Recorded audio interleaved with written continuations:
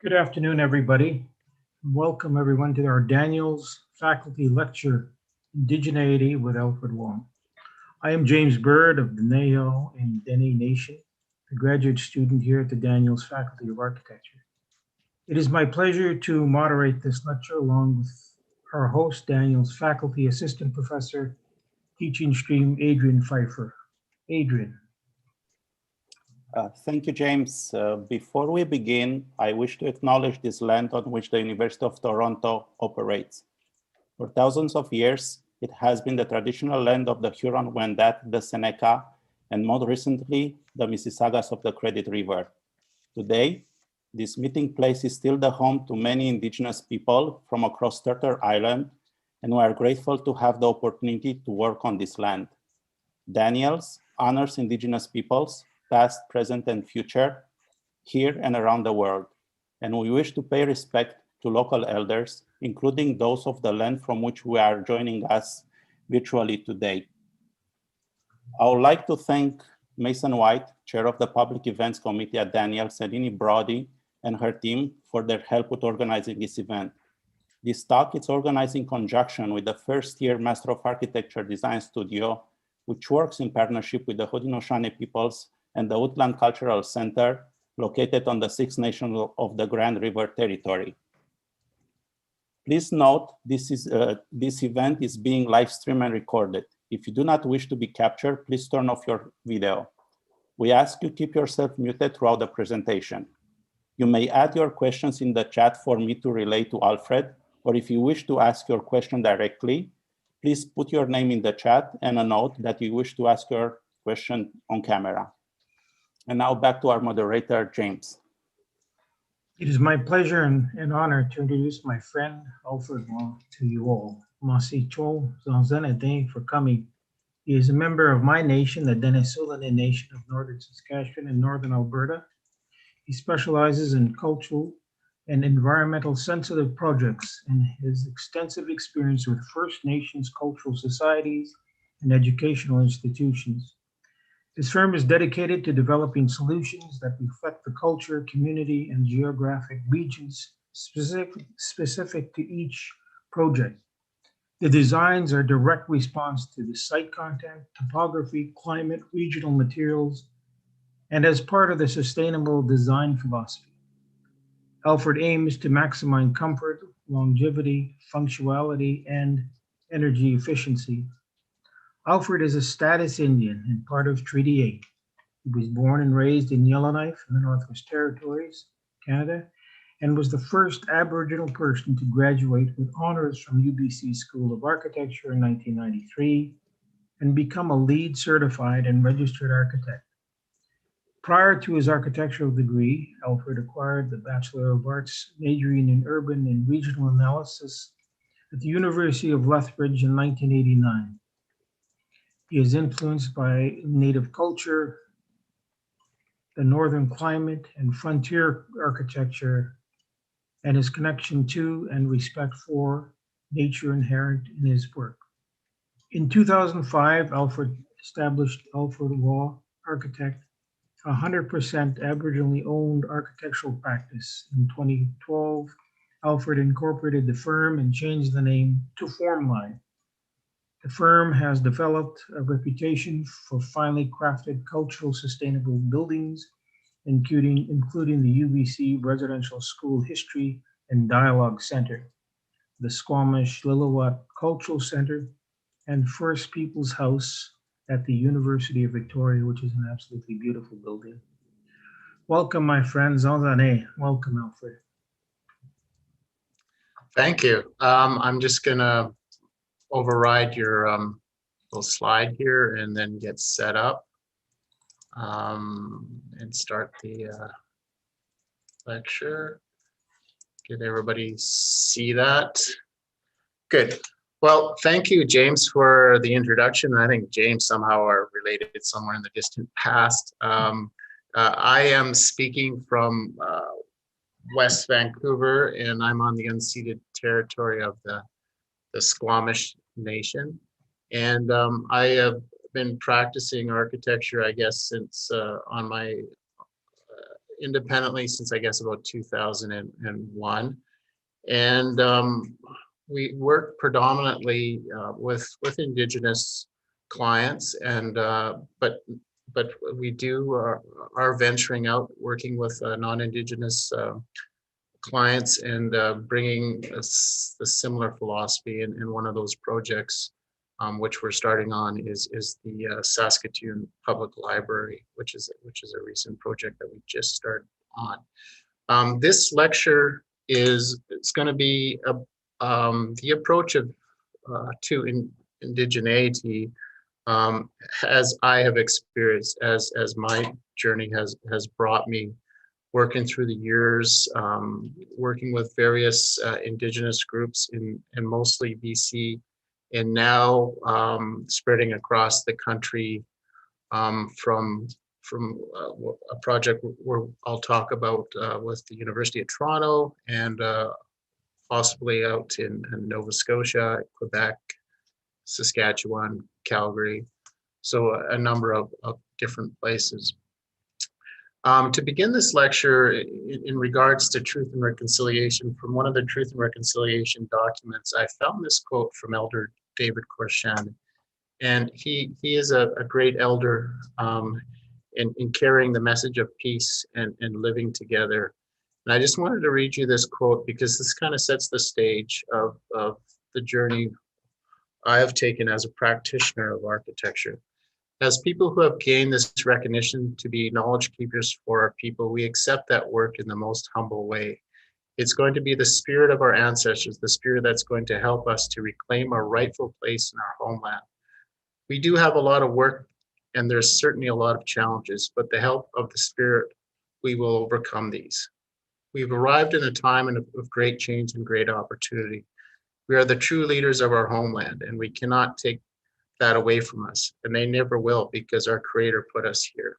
This is our homeland, and we have a sacred responsibility to teach all those that have come to our homeland how to be proper human beings, because we have all been given original instructions on how to be a human being. We have a great responsibilities as people to take care of the earth, to speak on behalf of Mother Earth. That is a responsibility, and that's the kind of leadership that we must reflect as a people. And so in Canada, we have the Truth and Reconciliation Commission. We have the 94 calls of action. But in reading this passage and looking at the greater picture, our global village, I do believe there is a reconciliation that we have to look at globally, and how we live with Earth. And I think some of that solution lies in bringing together Indigenous ways of knowing with Western science. To date, we all here, everybody on this panel, on all humans, had an Indigenous past, and that was a period of time when we had this close connection to living on Earth. We understood the signs in nature. We understood how everything is connected. Along the way with Western science, we've went on a different journey, a journey where we put knowledge before our experience, where we were able to manipulate nature, isolate things, understand the inner mechanics of things, and manipulate nature to our own needs. However, in that journey, we've lost that interconnection, and that the importance of experience, of spirit, of that other world of linking us all to living things around us. And I think we're at a time now with Truth and Reconciliation to bring that voice back, that voice that says that nature is the center of our value system. The plants, the trees, the animals, everything around us has the same value as we do, the same needs as we do. Whereas in Western civilization, we've evolved to this point where man is at the center of the value system, and nature serves it. So we have to change that in order for us to kind of live at peace and harmony with the things around us. Of course, with Indigenous knowledge, it's experiential based, and it's based on understanding nature through experience, through observation. So, for example, in science, you would understand a species of animal by its morphology, whereas in Indigenous culture, you understand animals by their traits and their personality and how they behave. So there's a different kind of knowledge base there. Also, the interconnection in nature, like the Osage natives in Missouri used to plant corn in the springtime. And then they used to travel towards Colorado and hunt. And when a certain flower started to bloom, they knew to go back to harvest the corn. So all those kinds of observations that are hard to link to science, but are based over a history of experience, is very important knowledge. So how do you bring those two worlds together? Is one of the journeys, and then working with First Nations culture, we often come up with the cardinal directions. And as you know, architecture, there's many different layers of information that goes into the creation of built environments or landscape design or what have you. I like to look at that kind of system and look at, the four directions, and and with truth and reconciliation, culture becomes important. Environment, if we're custodians of the natural environment, that's important. How our built environments respond to context and community, and then what are the technologies we use. The enjoyable part about working with Indigenous groups in developing architecture is buildings become more than just vessels to serve a function. Often there's ceremony as a cultural element that embodies building with meaning. And then how do you express culture? Also, we enter the material world. What are the materials used? How do you shape the space? How do you respond tectonically, and so forth? So there's many layers to how culture influences the building. But on a spiritual level, it's also what the people put into the project, and it's what the community contribute to the project as well. And community, what does community mean? Whether you're in an urban environment, this picture is in Delaney up in Great Bear Lake, where, if they built government housing, they immediately clad them with logs, or they built a cooking teepee. How do you respond to community and listen to their patterns of behavior? And it becomes more challenging in an urban environment about how you bring culture and community in that. And then also there's the response to the natural environment. And then technology. What is the suitable technology, depending, again, what the construction market will bear in that area, what the skilled labor is available, what are the opportunities for the community to be involved in the construction process. So we kind of look at all those elements, and then also, what is the vernacular use of materials in that area as well. And then, of course, the natural environment. How do we respect Mother Earth? I like showing this picture because this is up in Angle Lake, about 50 miles north of Yellowknife, and this picture is taken at midnight around July. But how do we design our buildings to reduce our use of carbon and use low embodied materials and so forth to have that respect? How do we look at the ecosystems around our building and kind of make allowance for that? And that's something we're doing on a larger project with the Jericho lands, 91 acres within Vancouver, where we're like saying, what does the land speak to us? First, let's look at what the land says to us, and then figure out where the buildings go. So it's a different kind of process. So I've got about 9 projects here. I'm going to try to go through them very quickly. But this is more, I guess I framed this talk in a personal journey of from the early projects I worked on to the more recent ones. But various challenges in each project, and how I address these ideas of culture, environment, community, and technology. The first project I did as an intern and brought into the Perkins and Will's office, or it used to be Busby and Associates, was the Nikola Valley Institute of Technology, which is a Governor General award-winning building. It was a 49,000 square foot college, one of the first colleges that was owned and operated by a Native organization, the Nikola Valley Institute of Technology. At the time of construction, it was designed to be a shared facility with the University College of the Cariboo, which is now the Thompson's University, but eventually the Nikola Valley took over the facility. But this project was an interesting project because when we landed it, there was a master plan for a circular campus. And how do you define that idea of a circular courtyard with the first building, which was 49,000 square feet. And then also the building happened to be located on a hillside with about a 12% slope. So it posed some challenges about what we do with the floor plate and how we define it. So, and then the other challenge too, in this diagram, you see the yellow area and that circle in the middle, that's a fireplace, is it was done at the time in 2001 around $170 a square foot. There was no sort of a gathering place in the budget. So we worked with the students and the faculty, and the students offered up their student lounge to be placed at the middle of the building. And we combined that with the cafeteria area. So we kind of carved out this larger space within the building. And it was a very democratic organization of space. We had, there's classrooms on, I think I'm only showing the first floor, classrooms on the second floor, but across the atrium of the classrooms were all the faculty. So there was easy access.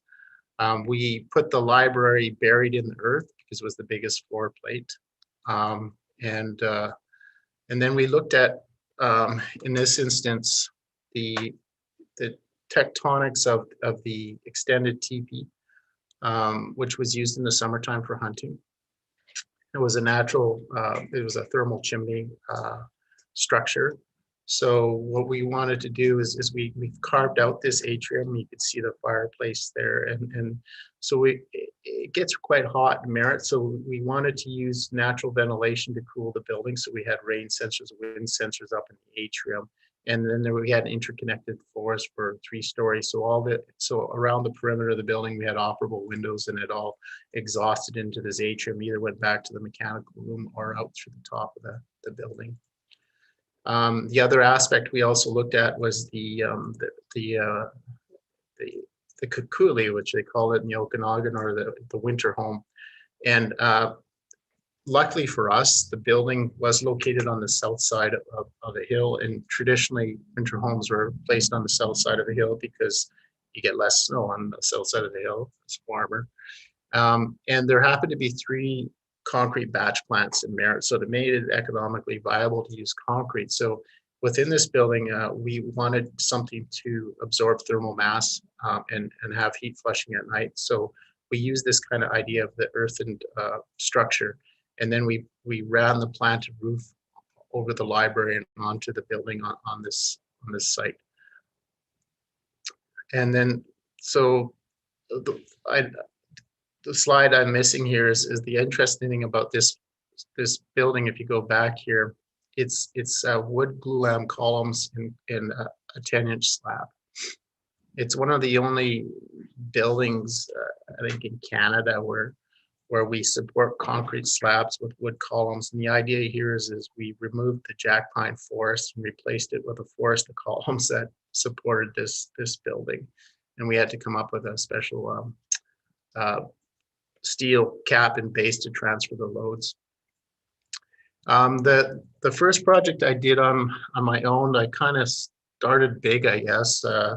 I left Busby and then and met with Chief Gibby, and they were planning a cultural center in Whistler. And this was prior to the 2010 Olympics. And the Squamish and Lillooet people share the Callahan Valley, which is a valley that goes from Vancouver up to Whistler. And so they signed a protocol agreement to kind of work together on economic opportunities. And then this project here is a celebration of that. Whistler had a piece of property in the city that was designated as cultural use. So the two nations made a deal to lease it from them for $1 for 30 years. And that started the process. It was a complicated process. There's government funding from the provincial, the federal, and then agreements with the municipality. On the lower left-hand side is a site blessing before we started construction. Willie up the top left is one of the youth ambassadors, and this has a unique program in this building of living culture. So often when you go there, you get greeted by youth in a little drum ceremony. And then on site here, I'm with Max. He's from the Lillooet Nation. He was the site superintendent. So there was involvement with the First Nations in construction of the building. The project was quite difficult because we had this triangular shaped piece of property, and the only real buildable area was on the north side of the hill. So it was a steeply sloped hill. So, but it had the broadest axis, and we wanted an eastern axis, and it did face north up the valley. And so the idea is that you'd enter on the east and you'd wind your way through the building up to the top of the hill to the entry of the forest. So as you wound your way through the building, you're always in connection with nature. So that was one of the strong ideas. So the exhibitry is part and parcel of the experience within the building. The building itself, there's a strong desire from each nation to have an identifiable architecture. At the beginning of this project, we wanted to merge the idea of longhouse and winter home into one sort of expression of architecture, but that was not something that they wanted to do. So we had to kind of figure out how to balance the weighting and representation of two nations. So we had this natural bluff out in front. So we put the winter home type structure with the planted roof on out in front. We used locally sourced basalt to create a plinth that followed the contours of the hillside. So that's why there's a slightly slope. So the Ishkin, our winter home structure, and the plinth ground the building and give it a solid foundation, and then the light wood structure emerges out the top. And in this project, we wanted to kind of get away from the black box cultural center, and because it's a world-class ski resort, came up with this idea of being a beacon of culture, something that you would look into the Great Hall, you'd be enticed to go in, you would see the large house posts. And because we were facing north, we didn't have direct sunlight, so we could have more artifacts in here. And so we looked out to the Salish longhouse, which had these cedar planks that were about 2 feet deep, and they're often were owned by families. So in the summertime, they would strip these longhouse frames and drag the panels behind their boat and build winter camps out of them. So I worked with a fellow named Arthur Chan from an Advanced Glazing to come up with a double glazed shingle glass system supported by stainless steel clevises and tie rods. So off the beams of the structure to kind of create this idea of this light structure that was had the same proportion of the planks. So it was a shingle plank system.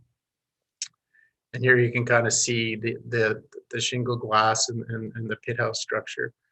So the pit house structure within the building is a structure that it's got 12 points like the original pit house structure in the back, but it's a multi-use space. And we went through many permutations of what this space was going to be used. It was going to be a restaurant, but now it functioned as a no-pay zone where and it's used for weddings, it's used for yoga, it's used for many different things. The picture on the right is actually, there's a sort of an anthropologically correct winter home built out in the back, so you can actually experience the proportion. The only thing you would notice is that the logs are very large, because in Whistler we got to support like 10 feet of snow. And the other aspect is there's been a lot of effort in this project to make it economically viable. We worked with Deloitte Touche on the business plan. So the Great Hall here, and it's really populated now. The picture on the right is early after construction.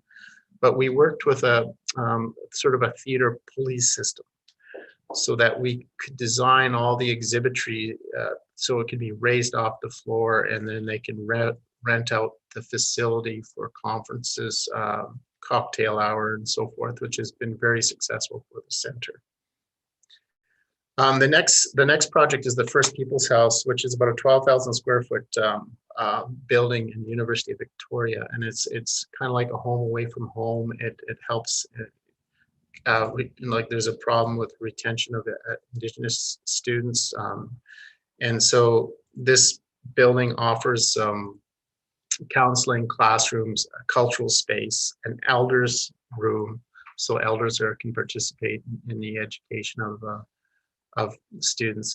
And at the beginning of this project, I don't know if you see my cursor here, they wanted to put the building down here because they said, well, you're near a forest. And then in speaking with the elders, they said, well, we want to be an integral part of the campus. So the building is located near a large quadrangle. Before the building was there, you had this green space that kind of wandered into this other green space. So the building kind of does its part from an urban design point of view to help define this quadrangle and create a more intimate courtyard. It's a 250-foot built longhouse with an eastern entrance, again, respecting the cardinal directions, but the campus grid itself is 6 degrees off. So we use this just playfully to kind of create some interest in the plan, and we created this public corridor through the building. And then the university happened to have 1,400 pieces of art and storage. So we talked them into kind of using this public space as a rotating gallery for displaying some of that artwork. At the time, the building was one of the only heavy timber buildings on campus. It was one of the typical universities with a lot of concrete brutalist architecture from the 60s and 70s. And we worked with Don Vaughn, a very good landscape architect. He's now retired, to return all the planting to an indigenous palette, and we had a planted roof on the building. The Coast Salish people have a strong connection to water, and plus it rains a lot out here, so often we like to celebrate water, and we created this large roof with a waterfall scupper, and we had a permanent pond here with an aeration pump here to oxygenate it, and then in the wet season that pond overflows into a seasonal wetland. And then we have a planted roof here on the administration area, and this is kind of, I guess, a homage to the interior Salish and the winter home people, and so we have a rammed earth wall bookending that. We had a lot more rammed earth in the project, but it's pretty expensive stuff to. At the time, this, I think, was $75 a square foot, and you have to do it in 18-inch lifts. To celebrate the water further, we have a bridge crossing this pond at the one end of the building as well. This is a LEED Gold building, and what we again looked at the traditional longhouses, and what they did is they lifted these boards up about 6 inches around the perimeter of them to allow a draft to ensure the smoke goes to the smoke hole. So I said, well, this is, and why don't we kind of try to achieve this? So we used a displacement ventilation concept for this building, but in order to do that, we needed to use computer fluid dynamic modeling to model each room to kind of calculate it to the occupant loads, so that you're only venting what you need to, and you use the minimum amount of mechanical air. But our mechanical engineer didn't want to do that.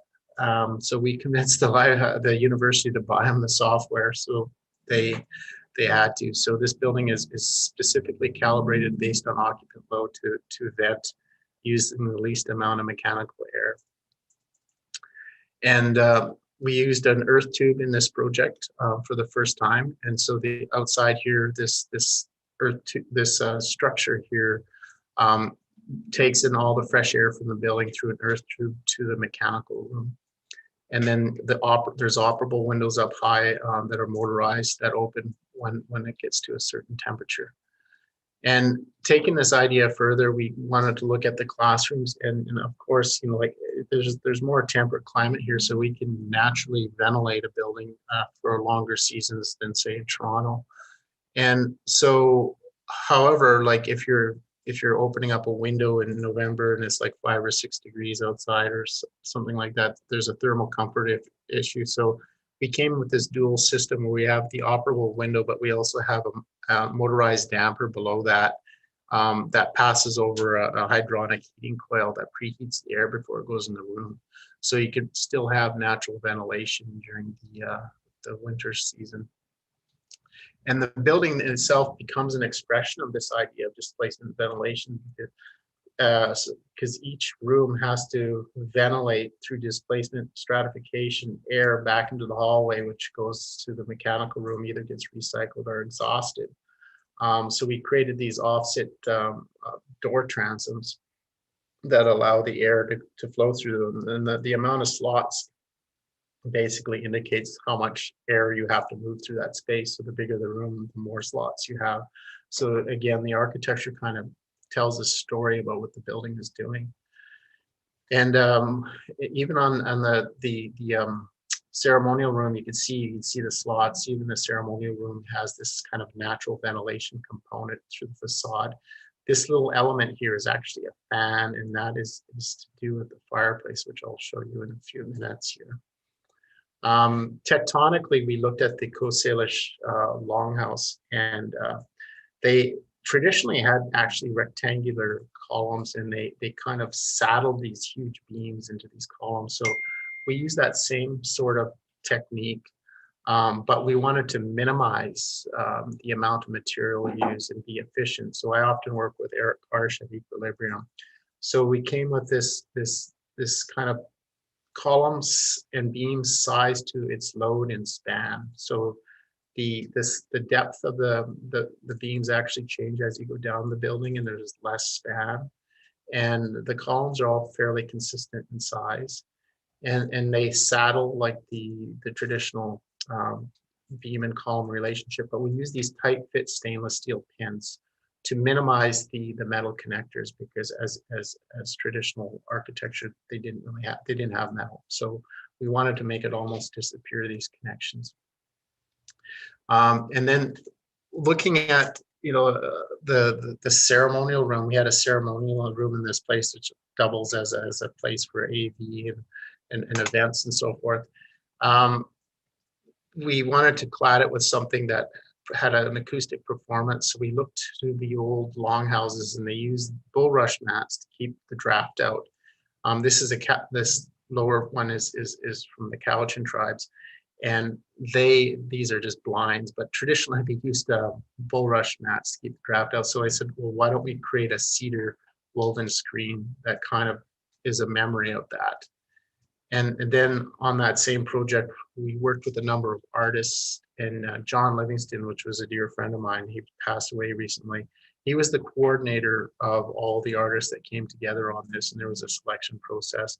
So within the ceremonial room, there's inset carved panels on the poles. You know, Doug LaFortune did the sort of modern house posts on the outside, and Charles Elliott did the more traditional ones on the inside. And I remain friends with Rick Hulotton, Rick Harry, and Randy Cook. I often see them. So this is the interior of the space.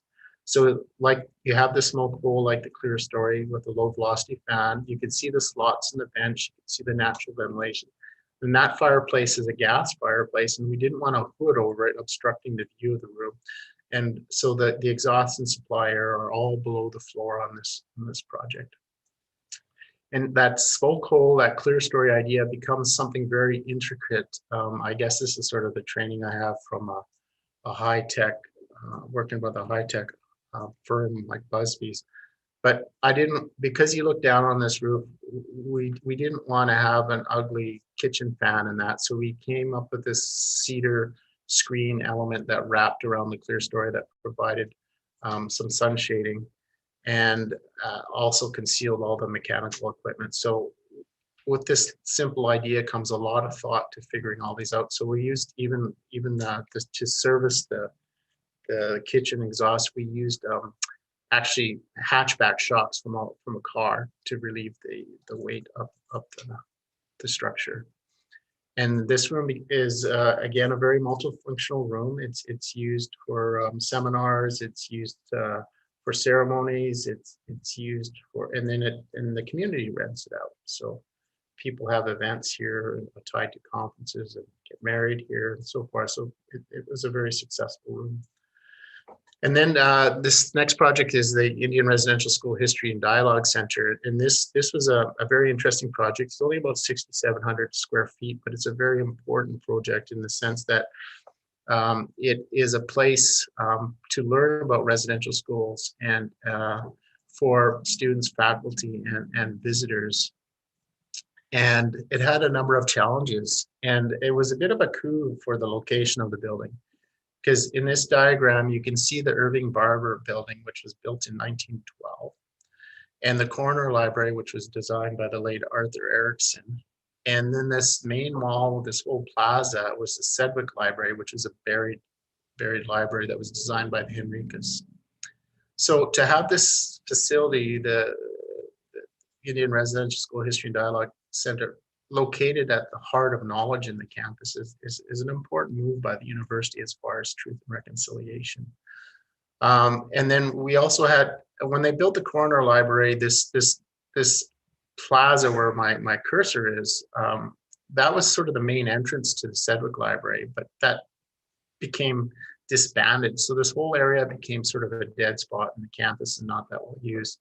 So that the new facility helps to reactivate this. Then we had this Rodney Graham sculpture with this little dotted line pointing at a tree. It was a camera oculus, so we couldn't.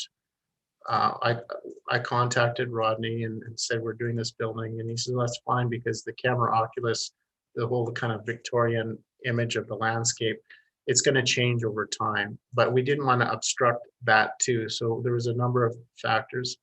And then when we're talking to survivors of the Musqueam, because this is an unceded territory of the Musqueam, and we asked them what's the most important part of this building, because there's going to be an interactive display tied to the Truth and Reconciliation Center in Winnipeg. And then there might be emotionally charged information. And they said, what's important to us is no matter where you are in this building, is to have that connection to nature. So the building is really about kind of knitting and redefining what this exterior space is and having a dialogue with it. Just a couple of simple diagrams here. The building can be seen because it sits low in the landscape, and we couldn't obstruct that view to those trees for that Rodney Graham's camera oculus as well. So it's kind of low slung into the landscape. And so again, on this building, we wanted to make a feature of the water, which we'll get to, and add a simple sort of program. Within the existing building, there's this purple area, number 4, which is where the exhibit space is. This is where all the interactive panels. Upstairs is the administration and the meeting rooms, and they wanted to make these meeting rooms special, so we cantilevered them over this landscape bowl. But the other main challenge is, how do you get people almost 30 feet down into the exhibit space?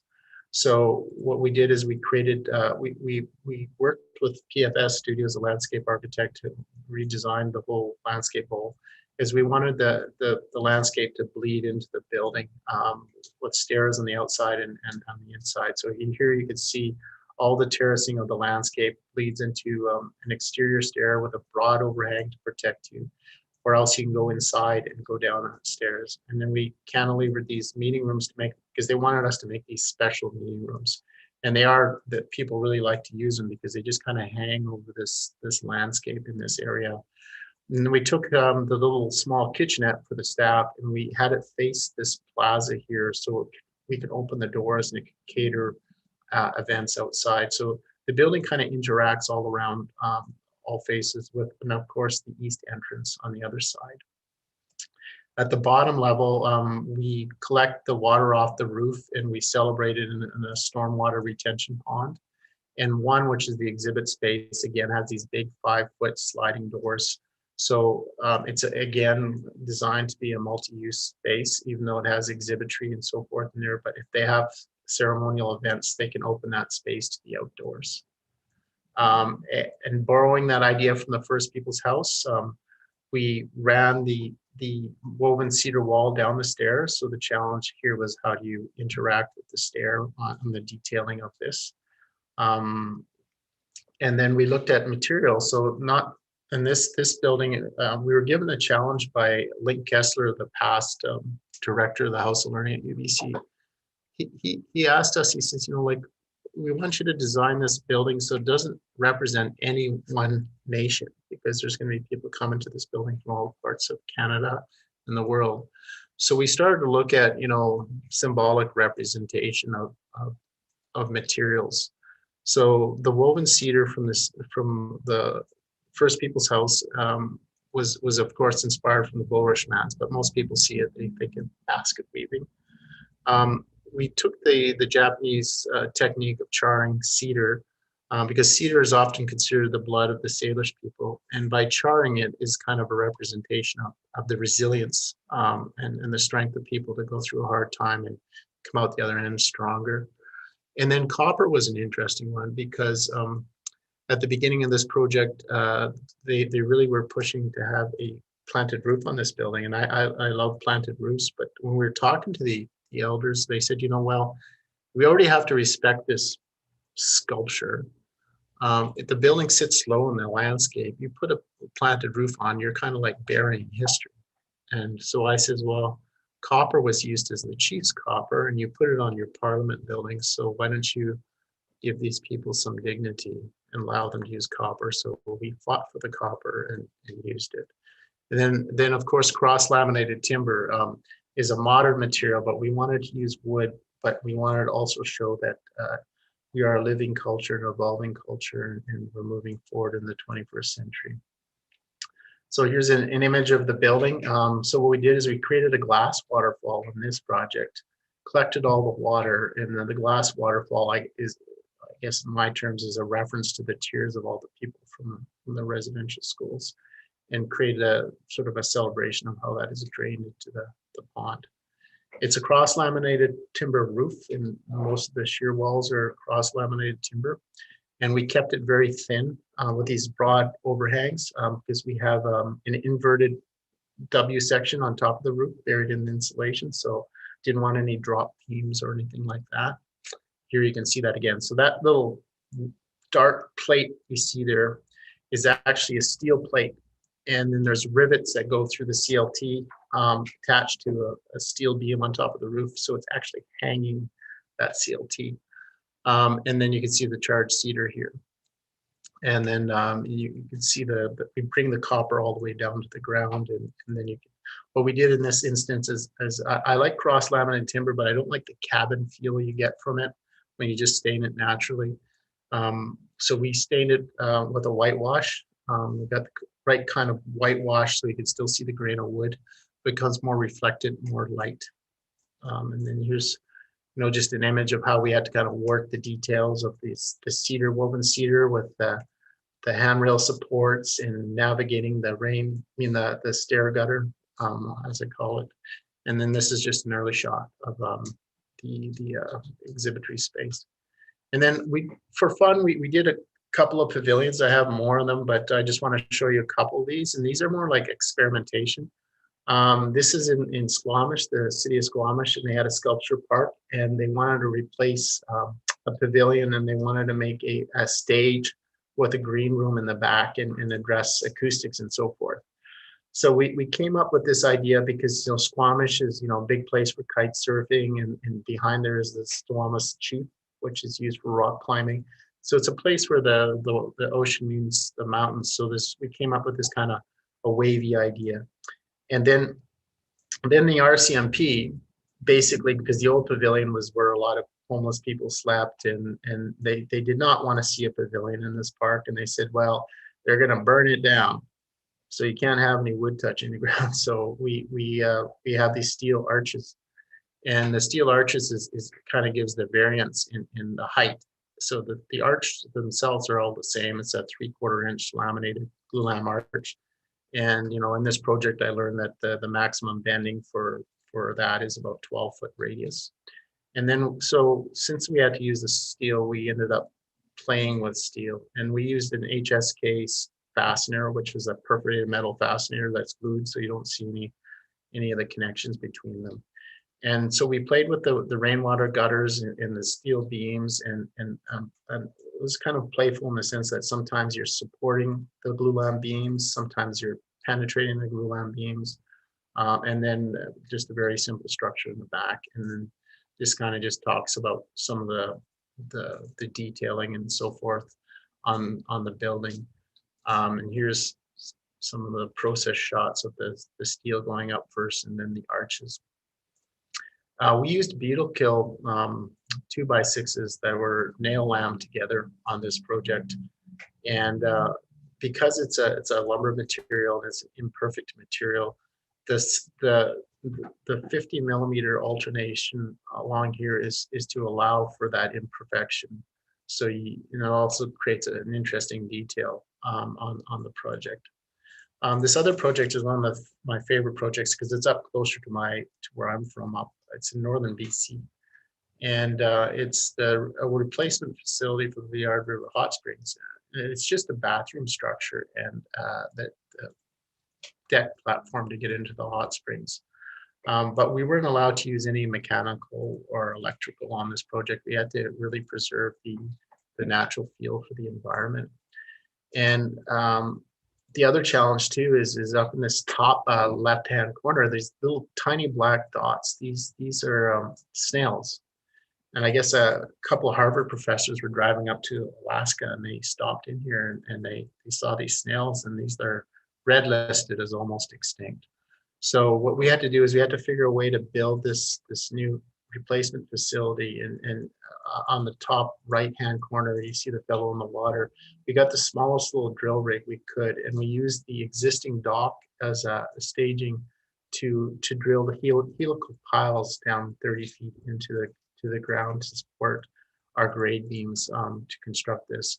And the structure itself is inspired by the lean-to that the Dene used up in this area when they're moving around. And it's a very simple structure of glulam beams and columns and clad in cedar.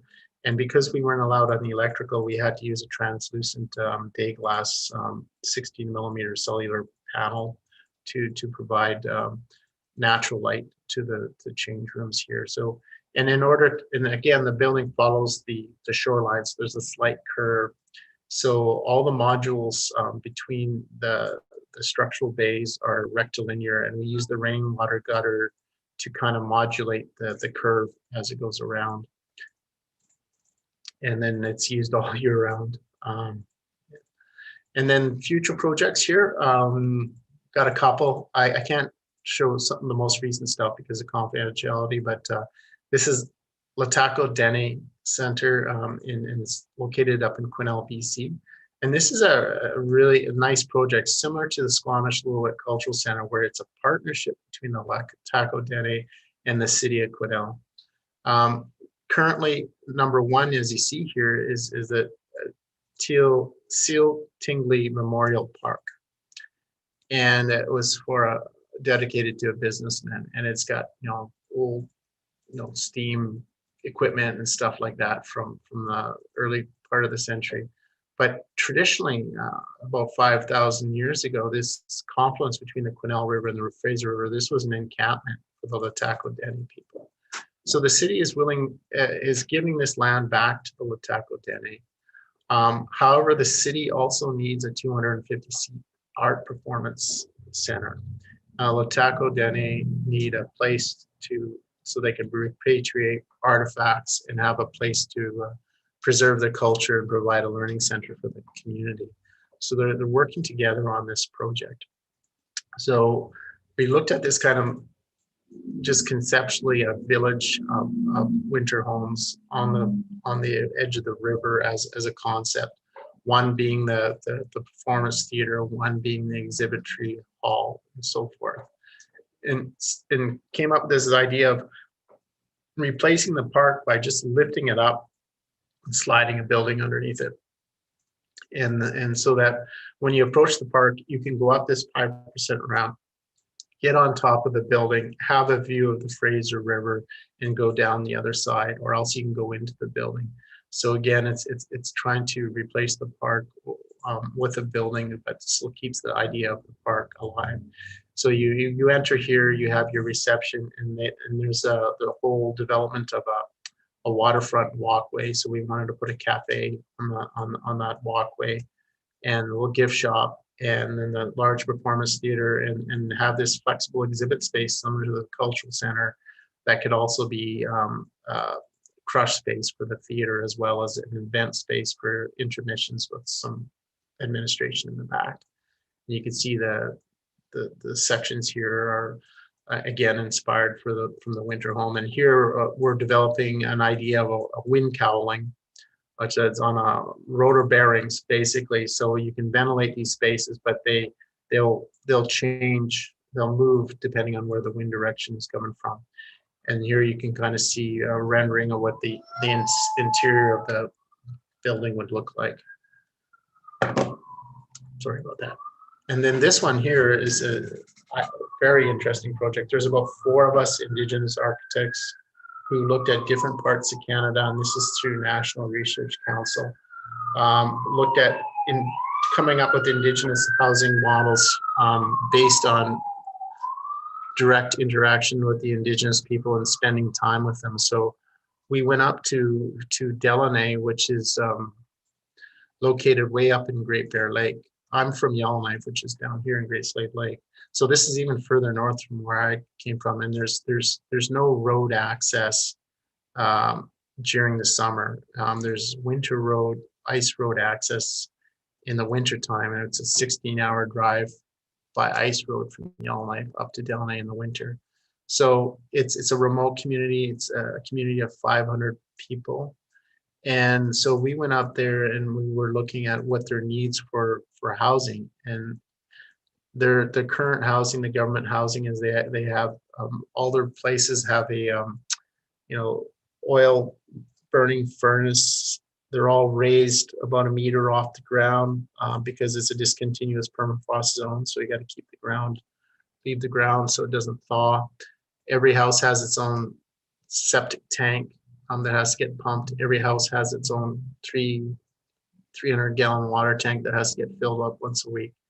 And then traditionally they had these caribou clad teepees.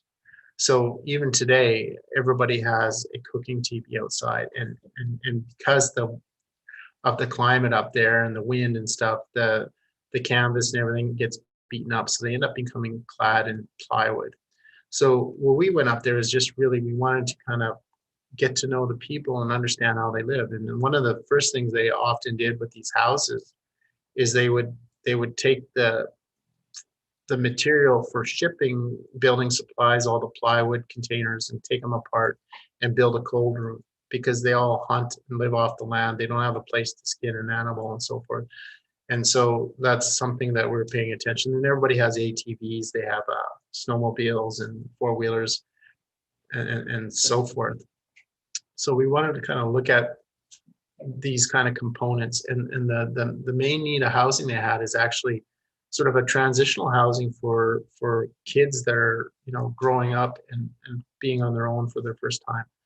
So, and then their elders, so single, like 1-bedroom units. And then they did not want to have multifamily units because of the social connotation of partying and so forth and drinking. So we wanted to come up with a model of a single family housing unit that could be used for the community. And we spent time, we went on cultural events, and the lake trout out there is really, really good. And you can see how red it is. It's almost like salmon. And then I brought a co-op student up there with me, and we're taking herring out of a net on the bottom right-hand corner. So we came up this 1-bedroom unit here with the cold room, where they have a place they can have a have a freezer to store their food and their seasonal clothes. You need a vestibule for the transition because of the cold air, of course. But we also wanted to look at they don't have garages, but you need a place to cover your equipment. So we wanted to look at the translucent quality of the tent and combine that with sort of like a passive house, heavily insulated to minimize the amount of energy used to heat these. We have an airtight stove here and then a furnace and kind of centralize all the services here. So your runs to a plumbing fixtures are short because you have one septic tank. And then we want to look at a small compact gray water filtration system too, because these each one of these houses has their own tank that has to get filled. So if you can somehow at least recycle the water from your dishwasher and your sink or something for laundry, that would be a savings. And then we worked with a passive house designer to come up with a wall and floor system and a roof system, and came up with this. And like it's a cabiny looking building, and they're really tied romantically to the cabin. So we didn't want to kind of impose something else. We had other options here, but we listened to our client and we tried to adapt to what they need, and then bringing this sort of translucent material that is reminiscent of the tent structure, and then looking at organizing the houses so that, because they live on the land a lot, they use four-wheelers, they use snowmobiles, but use the space between the buildings as more of a communal space where they can have the cooking tents. And then the cooking tents, we use the same sort of translucent material similar to what's on the building. So there's a kit of parts or family of materials that relate to each other. And the last project here is of course the University of Toronto Indigenous House, and we're working with Jana and Drew from LGA. It's a real fascinating project. It's about a 10,000 square foot project. It's not too dissimilar to the size of the First People's House. But however, out here in Toronto, the wigwam structure is sort of the typology that we're looking at. And then we were also given the challenge. This is the site here. It's in Scarborough. It looks over an escarpment, and the program required the cultural gathering, the gathering place to be on the second floor, to take the views to the distant views over the Highland Valley and so forth, which I didn't quite understand because I figured, well, that should be on the ground floor. But instead of fighting it, what we did is we found there's a cross slope in the site, and it allowed us to create a ramp that was a 5% ramp that would bring you up to the second floor where the gathering place is, so that you're essentially connecting the second floor back to the landscape. So it's not so disconnected. And then you have those distant views. And then you can, even if the building's closed, you can go up and you can enjoy those views around the building. It's a simple program with a large gathering place on one side and a smaller gathering place for various program elements. And then below, there's like a collegium with below this drum on this side with a student lounge, a kitchen, and a library. And so the building, we're working with Public Work, which is a great landscape architect firm out in Toronto, to kind of nest this building into the landscape. So it really emerges out of the landscape. So the lower part, we have a multi-purpose room here, which has a sink in it. So it can be used for a multitudes of things. But we open it up to a sort of a landscape garden that's nestled back here, so we can extend that teaching space outside. So you enter here, you have this main atrium that draws you up to the main gathering place, the collegium here. And then we have a series of offices with elders rooms on the southern side and staff rooms on the north side. And here's just a few detailed plans about it. So this is on the ground level. And then on the second floor, you have the large gathering place. And what we wanted to do is mark the cardinal directions here. Of course, the view was part of the program to the south. So we have a large deck so that if you're in an event here, you can spill out on the deck and take the views. And then we also mark the east, which is another sacred cardinal direction. And then the building tapers to suit the program in the back, which is a small gathering place, and a couple meeting rooms upstairs. And here it kind of shows you how we've kind of nestled in the landscape so you can kind of rise up and you have this small teaching area here. The idea for the architecture came from the wigwam structure, and you could see it's an interesting structure. And we found that one example where it's a double wall structure where they insulate between the panels. And so there's a methodology to building these, and it's an orthogonal grid, but you loop the bent wood over each other and tie them together. So we started studying this, and we came up with this two-way diagrid with the glulam bent in one direction, and developed a roof structure that surrounded this thing and brought it down to the ground, and then was inspired from that structure. And this is the running over time here, I guess, so I'll speed up here. And then we went back to this wigwam structure and looked at, how we could condition the building. So we looked at this strong insulated wall, and we said, well, why don't we use that as a super insulated passive house? And then we had this tube that goes to provide oxygen to the fire, and we said, well, why don't we use the earth tube idea again to mitigate cooling on the building? So we're currently looking at this kind of concept right now, where we're using earth tubes to help cool the building in the summer, and in the winter preheat the air. And this is just the various seasons and the way it reacts. And that is concluded. Sorry, I ran over a little bit, and but that concludes the lecture. If there's any questions. Thank you very much, Alfred. The work is really inspirational to not only me, but lots of people, and gratefully you would take the time to come and visit and share your work with us. So thank you on behalf of Daniels faculty and the Faculty of Architecture, the John H. Daniels Faculty of Architecture, for joining us. To see or register for any of the Daniels events this year, just ahead of the news and events page on the Daniels faculty website, the next event in the Daniels Talk series, Hearing Stories, Narrative, Audio, and Isolation, is coming up on Thursday, March 4th at 6:30 p.m. Eastern Time. So again, I just wanted to thank you, Alfred. We are run out of time, unfortunately, but thank you for coming to visit us. I hope to see you soon. Thank you.